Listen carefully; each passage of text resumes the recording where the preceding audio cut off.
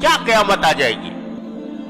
ایک تو تنہائی کے اندر بیٹھے ہوئے دیکھ رہے ہو کچھ، اگر فرض کرو سمجھو کہ اس وقت تمہارا کوئی باپ آ جائے، تمہاری ماں آ جائے، تمہاری بہن آ جائے، تمہاری استاد آ جائے، کیا پھر بھی تمہارا دل مچلتا رہے گا؟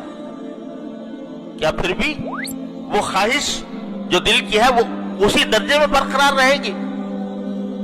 فوراً بند کر دو گے۔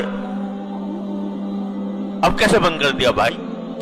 یہ کہتے ہو کہ ہمیں اپنے نفس پر اختیار نہیں، ہم بے اختیار ہو جاتے ہیں، ہم جو ہیں مچل جاتا ہے دل، اور ہم اپنے تقاضے کو دبا نہیں سکتے، مجبور ہیں اس کے آگے۔ ارے اب کہاں گئی مجبوری؟ جب تمہارا باپ آ گیا، تمہاری ماں آ گئی، تمہارا استاد آ گیا، تمہارا شیخ آ گیا، پھر کیا کرو گے؟ پھر بھی دیکھتے رہو گے؟ بند کرو گے کہ نہیں؟ کیوں کرو گے؟ اس واسطے کہ طاقت تھی تمہارے اندر بند کرنے کی، اختیار تھا تمہارے اندر بند کرنے کا۔